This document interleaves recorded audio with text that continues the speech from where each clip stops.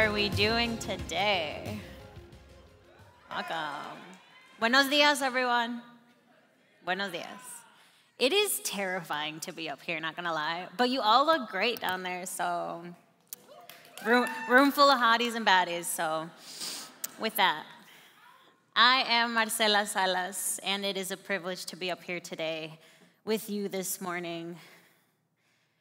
I'm going to preface the presentation by saying doing this was cathartic. It made me look back into my past, into who I was, my child self, and to who I am now. It made me look at the journey that I've been on. It made me really take a step back and honor myself. Because I was just go, go, go. I wanted to do something, improve myself. And I'm looking back and I'm looking at all of it and I'm in awe of who I am today. So I'm just going to share a little bit of that knowledge, that sacred wisdom that I didn't have before that I do have now. And I hope that you can take a little bit of what I'm sharing with you today, use it, whatever. I hope I make you laugh. I hope I make you cry. Regardless, let's go. So this is little Marcela. I was born in Veracruz, Mexico. It's a port city on the east side of Mexico. I loved to dance. I loved to sing. I loved to run around the alley neighborhood and just like be chaos. Everyone loved my smile. I still have my dimples, so you know, they're real, you can tell. So this is who I was, and I still am. In 1999, we made the journey to the United States. It was my mom and my two sisters. We packed up our belongings in book bags, and we're at the border waiting for my biological father to come meet us. It was a hard journey to get there, to be separated from the life that I knew, from all my neighbors, from my grandparents, my family, to coming to a new place. We moved to El Paso, Texas, and settled for a year, and then we made our way up to Omaha, Nebraska. Coming to the United States without knowing the language was so difficult. At that young age, I didn't really understand the full grasp of like trying to learn a new language. English is so hard to learn, so hard. I still have my slip-ups, and whenever I want to make an excuse, I'm like, yeah, I'm ESL, so, you know. Adjusting to that really kind of dwindled the fire that was inside of me, this confidence that I had when I was little. It made me shrivel up a little bit, scared to be who I am, scared to sing, scared to dance because I did not know the language. So I started to kind of diminish myself. I just wanted to, be in the background. I didn't want to draw attention to myself because I was already drawing attention to myself with my hair, with my skin color, with how I looked, with my accent at the time. My mother supported me and my two sisters when we first came here. It was tough because we faced homelessness, food insecurity. Yet my mom would go out and work all day, cleaning houses, cleaning other people's houses, just to be able to buy a gallon of milk. She wouldn't eat sometimes to be able to just afford food for herself and for her daughters. Her strength carried myself and my sisters through. We saw everything that she did for us. And it is an honor to be here because of her, to have the opportunities that she never had, that my grandmother never had. And we made our little space. We made our home wherever we could. So we're Omaha, right? And we're doing life, and my mom ends up meeting my stepfather. Ray, we call him. At the time, I didn't think about this man like being my father because I was just so traumatized from my biological father having vicious cycle of like returning home and then leaving, abuse. And so I'm glad that at that point it was over. And so Ray is somebody that taught me how to ride a bike at the age of 12. Like most people learn to ride a bike at like 5, I don't know. And so for me, I'm like, ooh, a bike, like camping, things that I never thought that I would do. My stepdad was there for me. Went through elementary school in Omaha, middle school, high school, and got to college. I struggled with finding myself and my identity and who I was, but I knew that I had opportunities that were given to me, afforded to me, that my parents didn't have, that my mom didn't have, that my grandmother didn't have. And so I pushed through. That being one of the only things that really carried me through was this desire to prove myself, because constantly society told me, you are not worthy. You are not worthy of standing here next to these people. And so I wanted to prove myself academically. I wanted to push myself. I wanted people to be like, oh, you did that? I'm gonna be like, yes, I did do that. So I got to university and I went in for studio art. I wasn't like really in love with it. I ended up dropping out after 2 years. And I was like, what do I do with my life? And so I came back to my roots, to what my grandmother and my mother and all the women in my family knew how to do, cooking. The art of the Mexican kitchen is so refined and so beautiful that I just jumped back into what that meant, that connection with my culture. Because I struggled with feeling that I was neither from here nor from there. So when you come from a home and you leave and you go somewhere else, that community that you had before is gone. It's hard to build a community when you don't know the people around you. It's hard to have a community when your aunts and uncles are thousands of miles away. Regardless, I pushed through, and I graduated from culinary school, and I began working in the restaurant industry. The restaurant industry will burn you out if you are not prepared. Cuts, burns, standing on your feet all day, and having to prove yourself to male counterparts, especially as a brown Latina woman. I had to endure sexual remarks. I had to endure wage discrimination just to try and prove myself in a kitchen that I knew I wouldn't advance in. So I got burnt out after working restaurants, after working as a catering chef, as a prep chef. And I got out of the industry, and I started actually working at Walgreens. I know, right? Real exciting, and we got the Walgreens. So I started as a cashier, I moved my way up through, got to every single position, and then I became a pharmacy technician, right? Chef, pharmacy technician, okay. Either way, I was dealing legal drugs, so. As a pharmacy technician, it afforded me a lifestyle that I didn't have before. I was able to travel, I was able to go to different places, eat at restaurants I'd never been at, go back to Mexico, and I got this like taste of what it's like to wake up in a different city. I love traveling. I love waking up in different cities. I love being in an airplane and being able to see the clouds. Like, I'm a heads in the clouds kind of girl, and so for me, travel and like the magic of aviation was something that really intrigued me. And so I had this wild idea. I was like, Mom, I want to be a pilot. And she's like, ¿Estás loca? No, you're not doing that. You're crazy. Te vas a matar. And I was like, I'm going to do it. So I ended up moving to Sioux Falls, where my parents had actually moved a few years before I came. And I started to study at SDSU. I did 1 semester, and then I got my private pilot in 2019.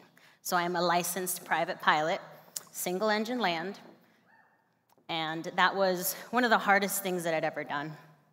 I applied to scholarships. I tried to get funding to continue my aviation journey because I absolutely loved the taste of flight. But it all came to a halt after I got my private pilot because I couldn't secure funding. It is heart-wrenching because I went to school with very privileged white males who had money to be able to, do their flight lessons. I fundraised for my flights. I made over 3,000 tamales just to be able to afford flight school, and I ran through that in like a week. So it's expensive. But it was worth it. I pushed myself so hard, even though I knew that I couldn't afford to make a mistake. The immense amount of pressure to be able to finish my rating, it was giving me night terrors. It was making me sweat at night. It was making me question my existence and why I was here and my purpose here, because everybody else doesn't look like me. Everybody else doesn't care whether they pass their flight less than I do. And I'm staying up at night wondering, what am I doing with my life? I have no funding to continue. What happens after this? And I was like, God, okay, let's see what happens. I had to drop out after that summer. But I got my private. I got it, and I'm a licensed pilot, so. It led me to a path of entrepreneurship. My mom saw how depressed I was after getting my private pilot. She was like, okay, you got to do something. You can't just like be sad and go back to Walgreens and be a pharmacy technician. That's always my backup plan. I was like, I can be a pharmacy technician. No big deal. And she's like, why don't we start selling salsas? She's like, you can save up a little bit of money along with like what you were doing at your job, and maybe you can use that to fly.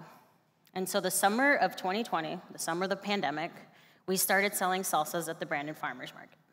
Me and my mom, a couple of salsas, no big deal. We were like, oh yeah, we're having so much fun with this. And then people kept coming back, and they're like, do you have more salsa roja? I need salsa verde. Do you sell in stores? Whoa, I did this for funsies, yo. You want me to, what? You guys like this? Okay, I just wanted to fly a little bit more. And it was easier than, trying to raise the funds to go back to school. So unexpectedly, we have a lot of success with Salas Salsas, and I can say today that we have multiple retail partnerships here in Sioux Falls, along with several partnerships with Hy-Vee. So.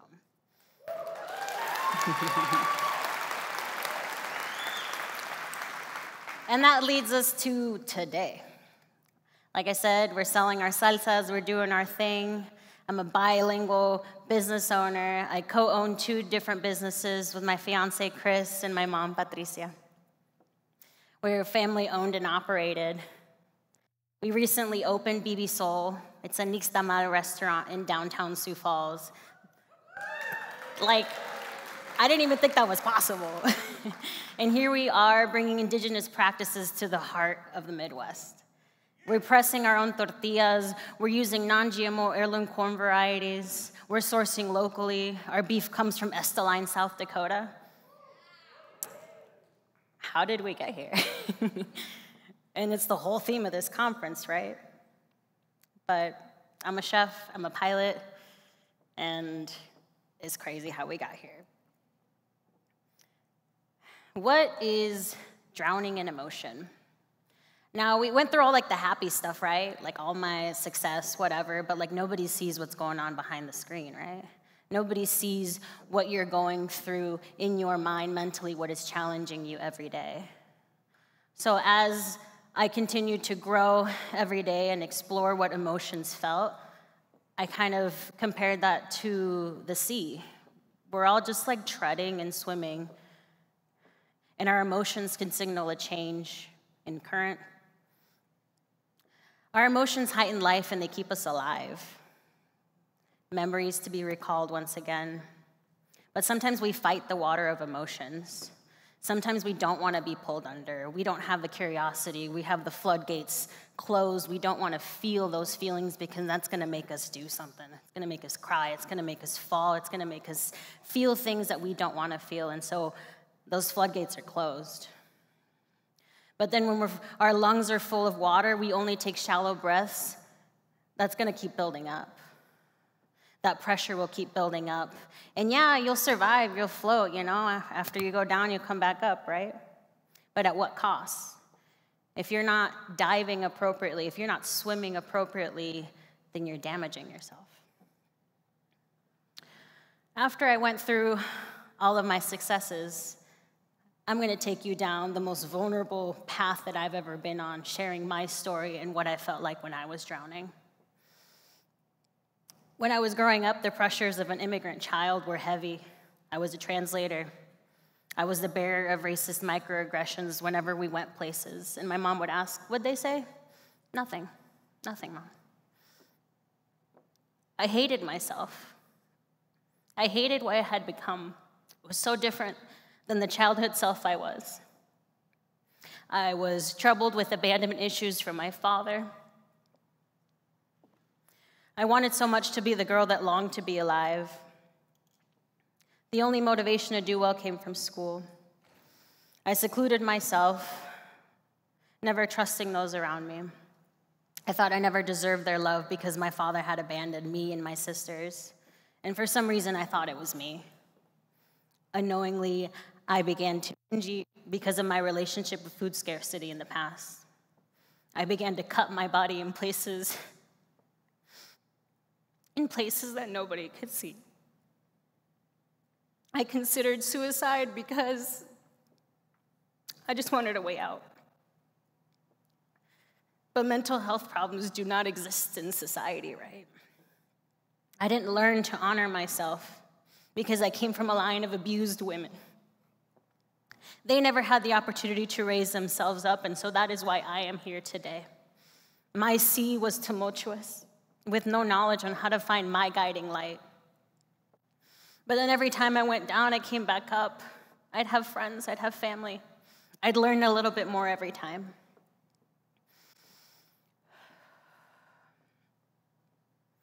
So with all that, with sharing that vulnerable past, I want to talk to you about how I created the connection between my sacred self and everything around me, and how that connected to my past, my present, and my future. Our bodies are made up of 70 to 80% water. When you are in your mother's womb, you are made up of 95% water. There we go. So water is scarce. That means it's sacred, right?